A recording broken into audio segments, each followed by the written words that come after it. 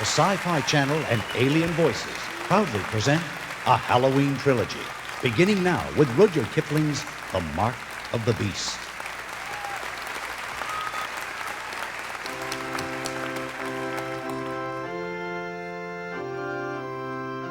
In the name of the Father, and of the Son, and of the Holy Ghost.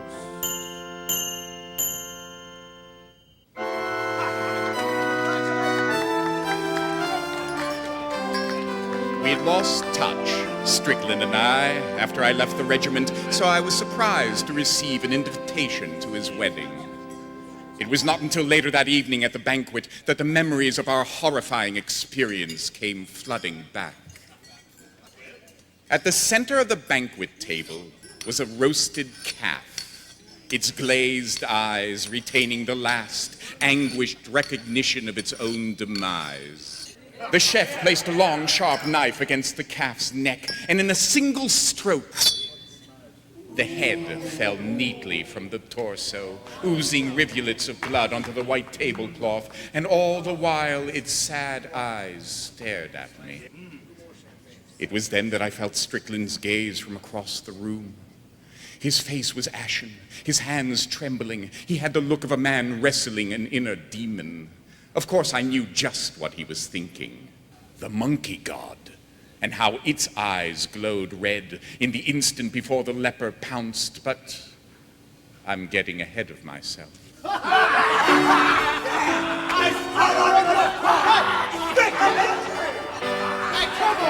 My story began 7 years ago in India, the Punjab. It was New Year's Eve, and we were pissed. Strickland was a decent enough chap. Oh, I don't know. But Fleet, an unassuming little man, was a beastly drunk. Why we suffered his company, I shall never know. That night, that fateful night, we decided to take a shortcut through a hideous part of town populated by untouchables. My God, this place is a running sewer. Hindu stink is everywhere, and listen to that sing-song nonsense. Hey lads, what say we go unwind some turbans, rub a few bald heads, eh? Not a good idea, Fleet. Why not? It's a special night for them. Something about their monkey god. Where's your backbone, man? Where's your British pride? Listen to that.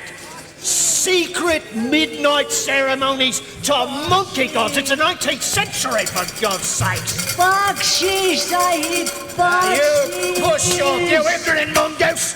Easy on, Fleet. Let's go back to my place and sleep it off. No! I want to give them an offering they won't forget. The temple, 50 yards away, was a ruin of stone columns open to the moonlight and the jungle. Out of my way, priesty, I got an offering to make. Fleet, come back here now. Fleet knocked the priest aside and marched up to a large altar. In the middle of the temple there sat a great stone monkey. The ceremony was already in progress. The zealots were the most wretched human beings imaginable, yet their chanting was hypnotic. Of course, Fleet was oblivious to anything but his own rage. Look at you! Grown men in diapers bowing in front of a stone monkey! Makes me sick! Fleet. Bugger off! Look, you're acting the great white hunter. That's a capital idea! What are you doing? Oh, my God! Fleet shot one of the little baby monkeys preening itself at the base of the sacred idol. Pieces of monkey brain splattered the congregation. Before Fleet could cock his pistol again, the priest wrestled it from him. You have defiled temple, offended the monkey god. Go! No one tells me what to do! Fleet, stop! Then that fool bounded up the altar steps, took the lit cigar from his mouth, and snuffed it out right in the middle of the monkey god's forehead. That is what I think of your monkey gods! We were horrified. Fleet, look at the statue's eyes. The eyes of the stone monkey began to glow like hell's rubies. Yet before we could fathom the significance, a man dropped from a tree above. A leper he was, wearing but a loincloth over his ashy skin, his feet toeless, his hands stumps, a blackened gash where the nose once was, and a gaping hole for a mouth. He let out the most blood-curdling scream. Grabbed Fleet and plunged his silver-daggered teeth into Fleet's chest. He's bitten me! He sunk his teeth in my heart! The blood spurted at an awesome rate. Fleet staggered towards us and then fainted in our arms. Grab his legs, Hughes, and let's get the hell out of here! We ran like hell from that temple, shifting Fleet's body between us as best we could. When we were certain we were not being followed, we set him down for a moment to collect our thoughts. His bleeding had slowed, but a strange, brownish froth began to ooze from his nose and his mouth. Well, this is beyond anything that I have ever seen. We carried Fleet to Dr. Weiss, an expatriate who lived across the river. Yeah, schnell, inside. Inside. Damned unfriendly hour to treat a madman. He's delirious. Don't you have something to calm him? Weiss used an age-old remedy. He punched Fleet in the jaw and knocked him out cold. I say that's not very doctorly. That is quicker than morphine. Get his shirt off. Was he in a fight? Oh, we disabused him of that notion and told him the tale of the temple and the leper and the bite. Good God. No nose, no lips, no fingers. No lips, but a full set of sharp teeth. Gentlemen, this is no leper bite. This is the mark of the beast.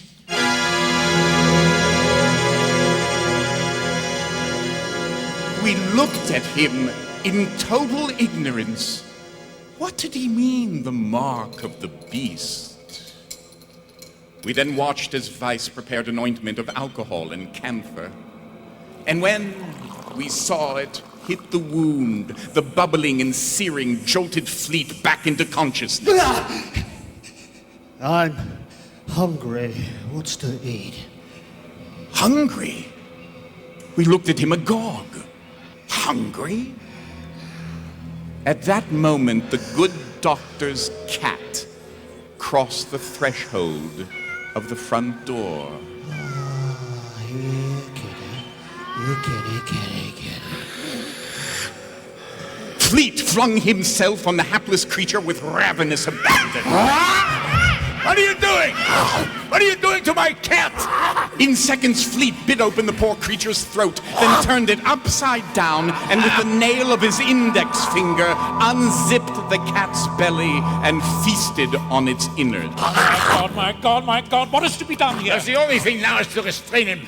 I'll get some rope. He's an officer in Her Majesty's regiment. You mean he was?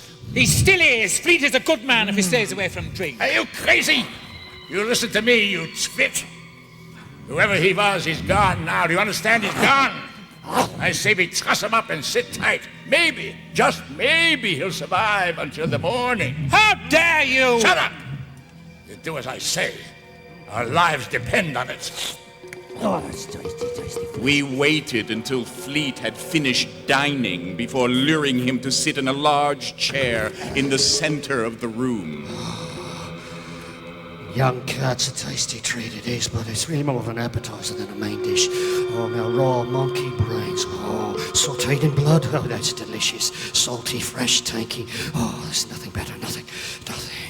While Fleet spoke of exotic cuisine, Weiss bound him tightly to the chair. Yeah, these ropes will hold a gorilla.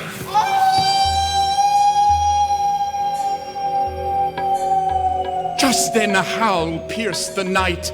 It came from the jungle. It came from all around us. Mach schnell! Bar the door! Fasten the windows, quick, quick! There's no time to lose! We went about our task with deliberate speed, conscious of the ever-growing danger, just as we were finishing securing the house. Good God, look at him! Look at his face! It's covered in fur and those yellow eyes! Listen. Listen. Do you hear? They're coming. Who's coming? Every beast within 100 miles. He's possessed. He's one of them now. And they want him. Well, we stand by our man. Use your brains, Strickland. Look at his face. What's he remind you of? A puma. A leopard, maybe. But certainly not a man. I am not leaving him like this. Hughes, give me your knife. Strickland cut the ropes. Fleet, or what was left of Fleet, just sat there, his eyes fixed on the front door. We made a dash to a large closet in the bedroom as the howls and shrieks were deafening. Just then the front door burst open and the horrors of the night entered.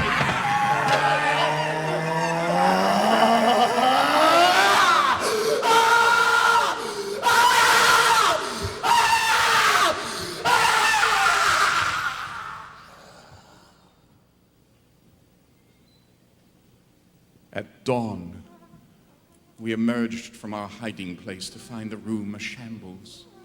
Fleet was gone. Only shreds of his clothing littered the floor. Ladies and gentlemen, a toast to Captain Strickland, royal subject of our Empress Queen. Hip hip. And perhaps the good captain will now regale us with some tales of conquering the heathen. I don't really care to burden you with my experiences in India, especially as my feelings toward the heathen, as you call them, have changed. Man's beliefs, his rituals, religious or otherwise, are frankly his own business, not England's, not mine. Strickland and I looked at each other and raised our glasses in a silent toast. I saw on his face my own haunted fear. Fleet disappeared into the night with the raving beasts, but who's to say that we, too, Strickland and I, do not carry our own mark of the beast? Vice disappeared last year without a trace.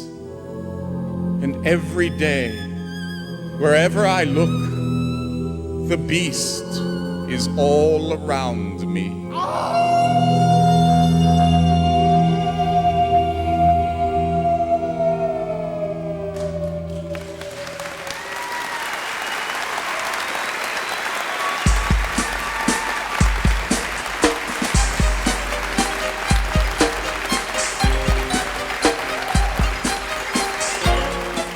When we return, the second play in tonight's trilogy, The Canterville Ghost, written by Oscar Wilde.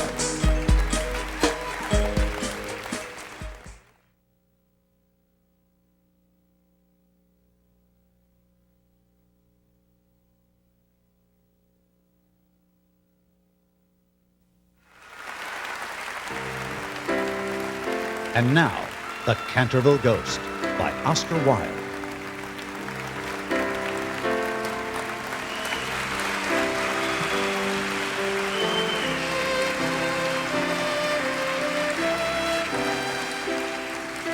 My experience of ghosts is not wispy-haired phantoms withered of limb and toothless. Oh no, the ghost I once knew was tall, dark, and handsome. A dashing figure to a young girl of 17. We'd come from the hustle and bustle of New York City to the lush, idyllic countryside of England. Father had purchased a wonderful estate just outside of London. My younger brother and I were enthralled at the prospect of having stables and a lake. But most of all, we were enthralled at... All right, everyone. Now you can open your eyes. Oh, Father, it's beautiful. It's the most beautiful castle I've ever seen. It's enchanting, Hiram. I want to explore it. Fine, you can explore everything in the morning. It's past bedtime now for both of you. Oh, Father, I'm not a little girl. You'll always be my little girl, darling. What your father meant to say is that you're a lovely young woman and you need your sleep. Didn't you, darling? Yes, thank you, Lucretia. You say just what I mean. Now, listen, everyone. Before we get out of the carriage, I just want to tell you I got Canterville Castle for a song because the place is haunted by a ghost. So there. A ghost? Shh, Washington, quiet. It seemed all so romantic, and even though I knew Father was teasing, I found myself wishing there might really be a ghost. As the carriage came to a stop, an elderly gentleman stepped out to greet us. Welcome to Canterville Chase. Here's the deed.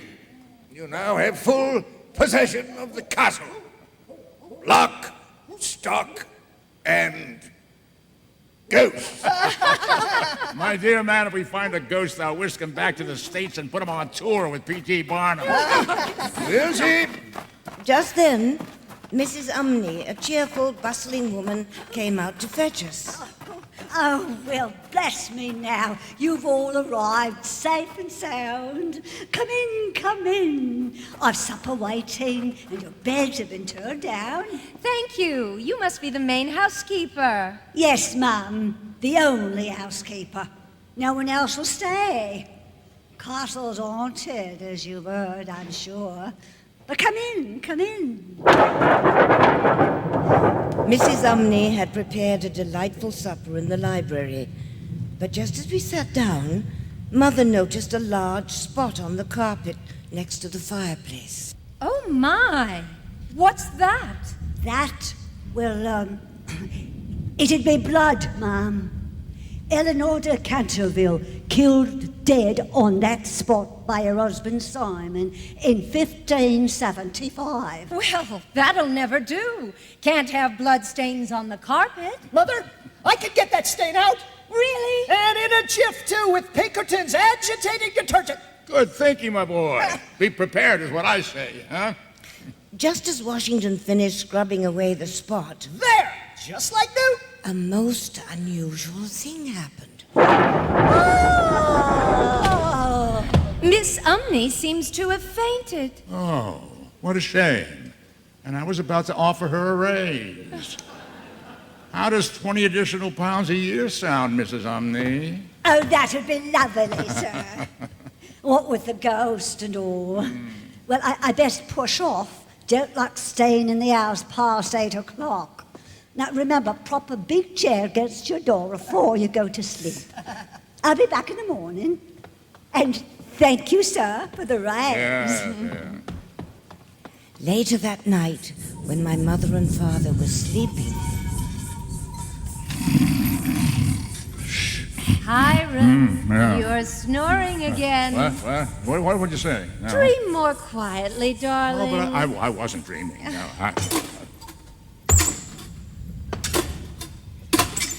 Well, what do you know? We're being visited. The old boy's making his rounds and wearing that crickety armor.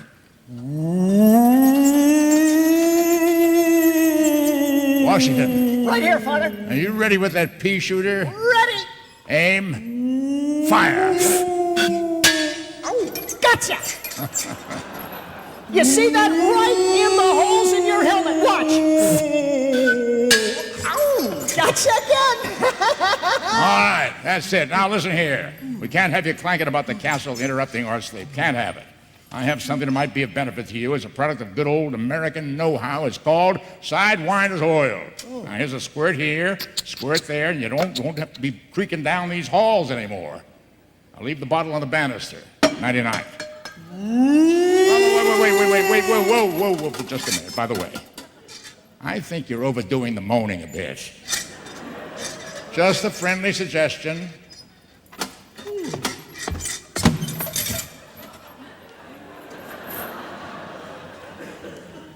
the next morning at breakfast, The conversation was all about the ghost. Well, he shook and he rattled, and I told him in no uncertain terms what I expected. Oh, Hiram, you were so brave. But you have to admit, Sir Simon is too young and far too handsome to be really frightening. Oh, Mother, was he really handsome? Yes, dear. Now go outside and play. You know, Virginia's so young. I hope this ghost business doesn't frighten her. Darling, she's older than you think. That night after dinner, everyone retired to their bedrooms, except me. I hid in a little closet just off the landing. And right at the stroke of midnight...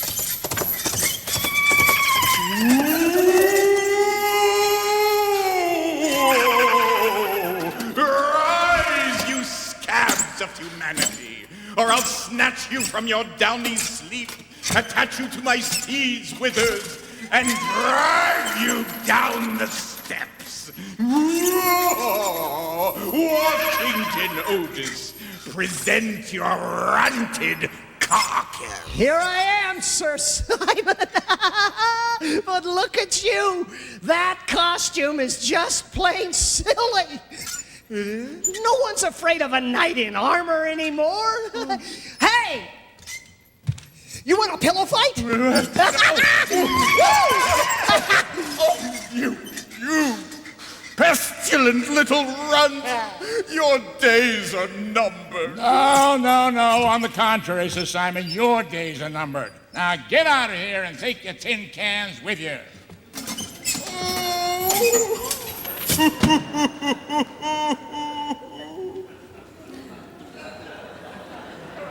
They were so mean to him. When he ran away, I followed him high up into a part of the castle I'd never visited. I found him sitting by a window in a small room under the eaves, sobbing and sobbing. Oh, he was the handsomest man I had ever seen. Sir Simon. Oh, I didn't mean to frighten you. Prevaricator. Your entire uncouth family means to frighten me. And you're trespassing. This is my room. My family is not uncouth. Well, just a little, but, you know, with Washington, he's a boy. Perhaps if you were less noisy, you'd be treated better. You presume to tell me how a ghost should behave? I've been doing it for 300 years. Father says you have a very unconvincing groan. Oh. Do you mind? May I hear you groan? Oh, no, I couldn't. Please. Please. Well, no, you put me on the spot. All right.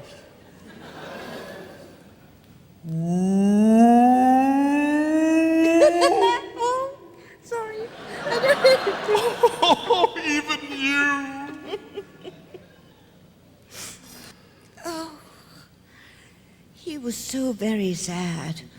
I couldn't help but pat his hand. Oh. No one has comforted me in a very long time. 325 years, to be exact. That must be very lonely. Oh, yes, it is. But worse than that, I'm so very tired.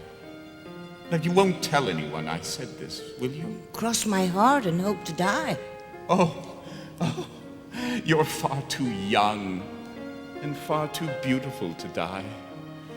But me, I've been a very wicked man. I killed my wife. I'm sure you are very, very sorry for it.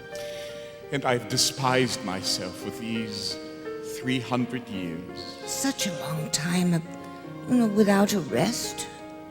But that's a ghost's life, to remain forever unchanged, alone. Dear Virginia, I would like nothing better than to sleep and to dream. But I'm afraid I am forced to live on, repenting for all eternity.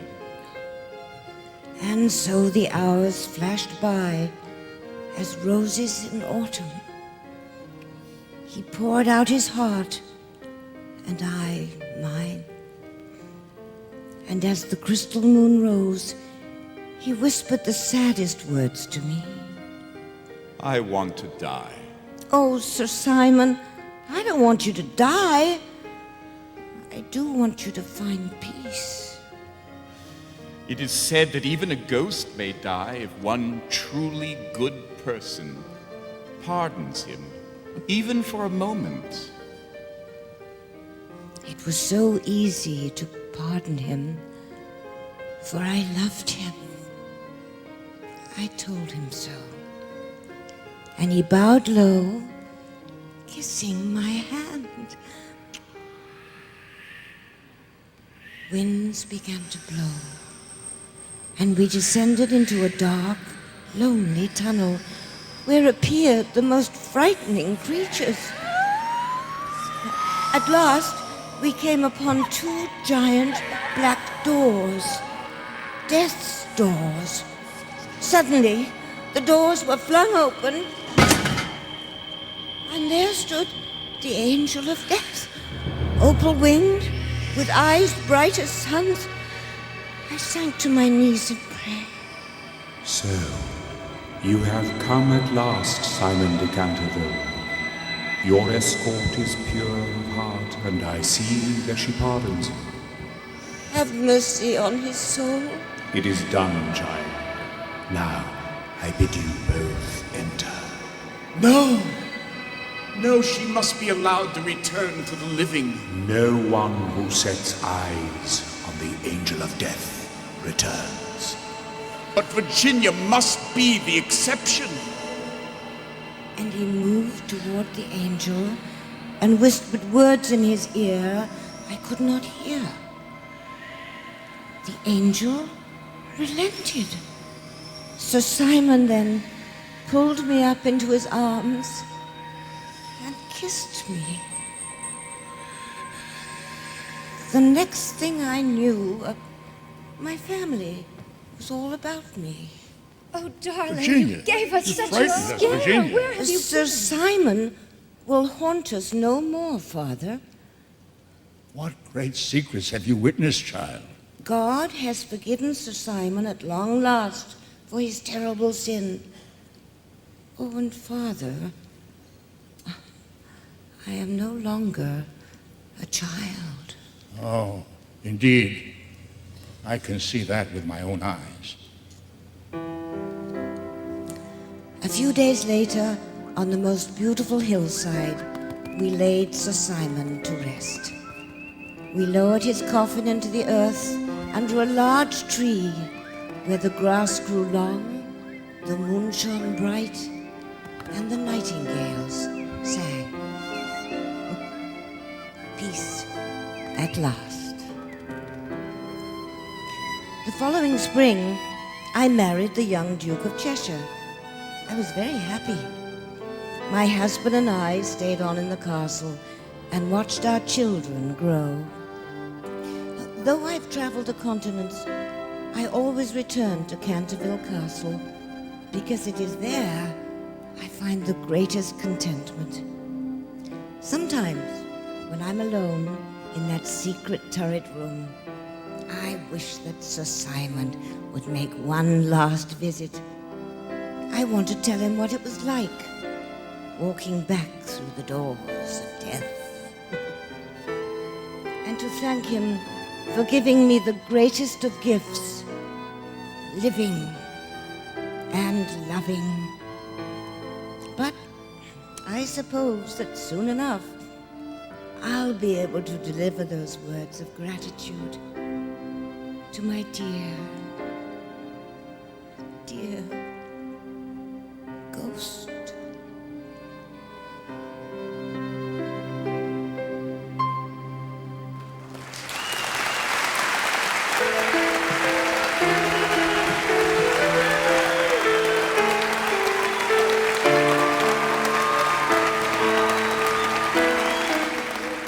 We'll be right back with the finale in tonight's Halloween Trilogy, Edgar Allan Poe's The Cask of Amontillado.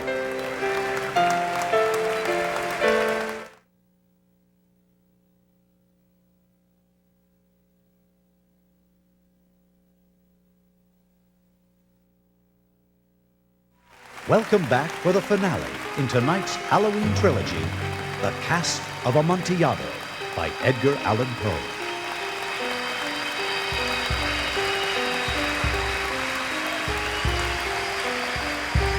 Revenge.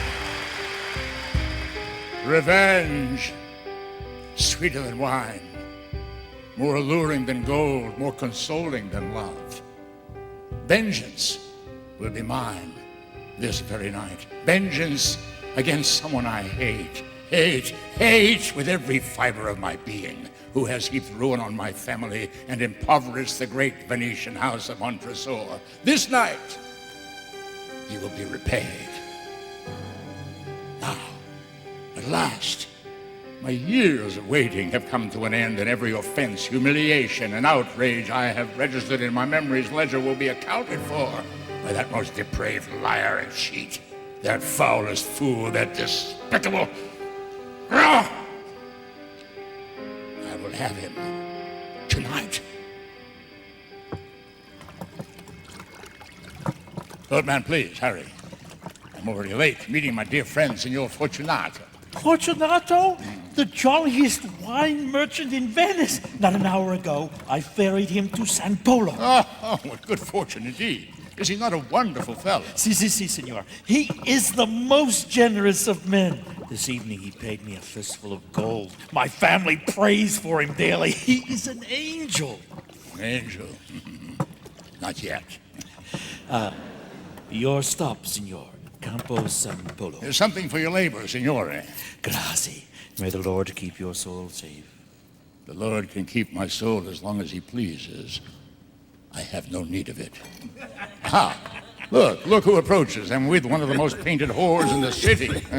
Montresor, what a surprise. Caramella, may I present my friend?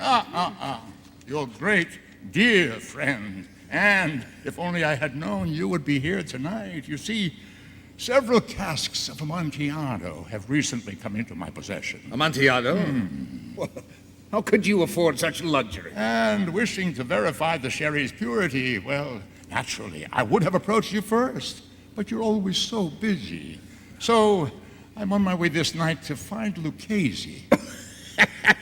Lucchese? Well, he couldn't tell Amontillado from canal water. No, I'm the man with the golden tongue. The greatest vendor of wines in Venice. Well, do I know? But I could not think of interrupting your revels. Oh, nonsense, my friend. We'll go straight away. Where do you store the Amontillado? At my palazzo. Well, to your vaults. Without delay. But you said we'd go dancing. Ah, yes, Fortunato. This beautiful lady mustn't be disappointed. And I fear the dampness might affect your lungs. Yes, your poor lungs. No. The Amontillado will warm my bellows. Avanti! Wait for me at the bridge, Caramella. Si, mi amore. Avanti!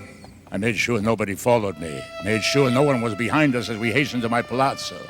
And all the while, I felt a giddy urge to push the damnable Fortunato into the canal. But drowning a man who cannot swim would hardly be as pleasurable as what I had in store for him. A mere drowning could not avenge my father's death. My father, whose heart stopped when the heartless Fortunato tore up the deed to our winery and spat in his face. The iniquity! At last, we arrived at my home. I fumbled with the keys, such was my state, and as the great door opened... My God! What is that pestilent smell? I don't think I can bear it. Ah, but you must. The Amontillado awaits, you see. Truth be told, I could barely tolerate the stench myself. We continued down the ever-narrowing tunnel, the walls as slick and clammy as toads' bellies. Stench, it's suffocating me. Oh, surely, no, not suffocating, no. Come, not much farther, the Amontillado. Don't pull me, Montresor, I might fall. God knows what's underfoot. Yes, God knows. Down, And still down we climb, him coughing and gasping, our feet slipping among slugs and worms and the excrement of vermin. Finally, our torches dimmed for lack of oxygen. Where's this damned Amontillado? Soon. I cannot go another step. I will die. Oh, my friend, you underestimate your strength. Only a little farther, I promise. Here's a bottle of claret that will fortify you. Drink. Go ahead. Drink the whole thing. Good, yes. Drink up, dear friend. The whole thing. Go. Yes. Good. Now. That's much better. Now to the Amontillado. Just a few more yards. What is all this crunching? What are we stepping on? Bones? My God, Montresor. They look like the bones of human skeletons. Yes, my family. These walls contain hundreds of relatives.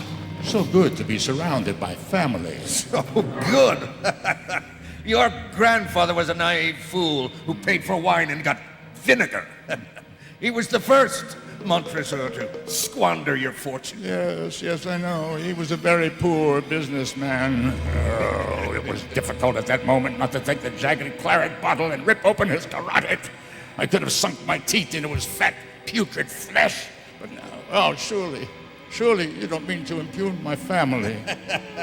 But I do, Montresor. Your father was swindled even more times than his father. He had a positive talent for poverty. A genius. Oh, to suspend him over a sharpened pike, or to disembowel him. I would eat his intestines as he watched. And your son, the only Montresor with brain. And what did he do?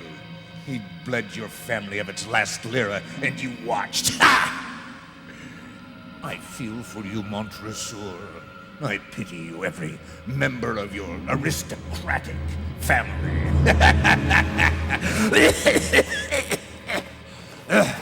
My torch is guttering.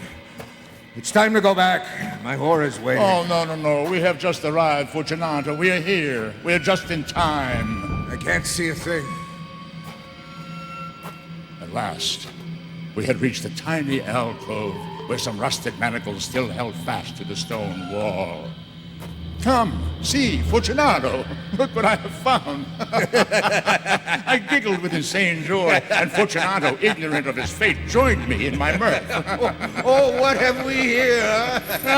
Is this a torture room with irons? Ooh. It's frightening. It's terrifying. I'm shaking with fear, Montresor. I slipped my hands and feet into the shackles, giggling all the while like a boy. Here, try them yourself, Fortunato. Can you imagine the torture suffered here? Oh, hellish, diabolical. Try it. Try the shackles. I'll lock you in. You see, I have the key. Here, it's a perfect fit. Ow!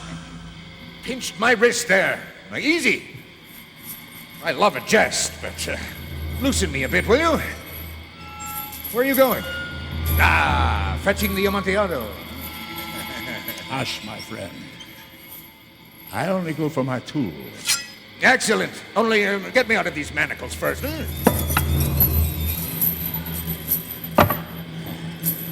What have you got there? They are stones, my friend. Stones, ancient as time. Older than the bones on which you stand. And mortar to hold them in place. Stones? Mortar? Well, what are you doing? Well, I should think that would be apparent. I am breaking you up. I aim to squeeze the life's breath from you, you perfidious liar, you fat braggart, you thief, you despoiler of my family. Oh! Ever the jester, huh, Montresor? You know how to extend the game. But I think it's time. That was for my grandfather. Oh, surely you don't hold me responsible for something that occurred 20 years ago. Well, now that I think of it, your grandfather was more of a philanthropist. That's it. He was generous to a fault. Now let's say we stop this game. And this stone is for my father. A prince among men. Yes, he was indeed. I remember the time when I was a boy. Why, he patted me on the head one day for no reason. Please, Montresor, come to your senses. Oh, my senses are tingling. I've never been more aware of joy than right now. Imagining you decomposing over the next weeks and months right before my very eyes. No! I will give you gold, rubies.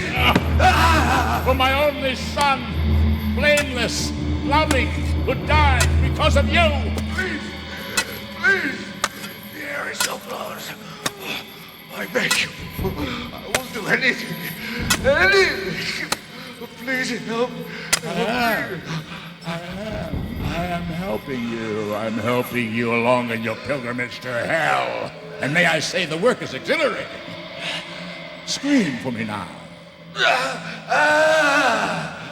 Oh, no, not very convincing. That's better, yeah. Now, rest, my friend, for I think it will be a very long night. I left a little opening in the wall, and before the last stone was in place, I thrust in my torch.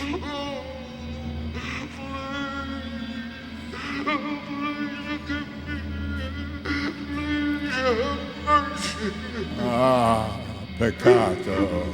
I am short on mercy at the moment.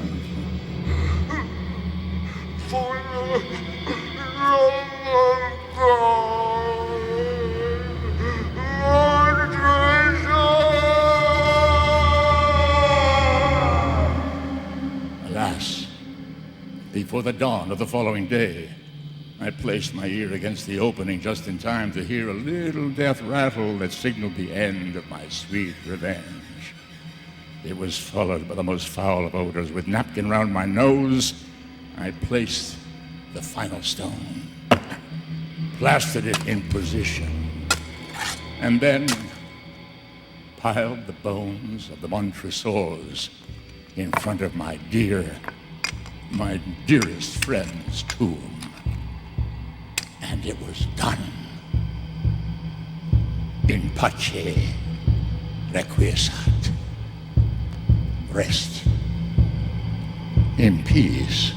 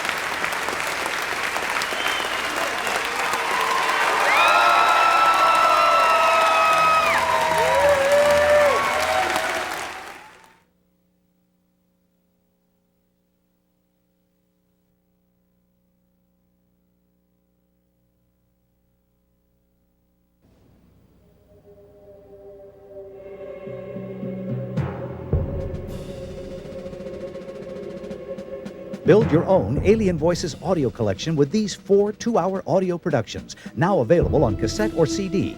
Order these great classics now by calling 1-800-411-MIND or contact our website at alienvoices.com. Autographed copies available.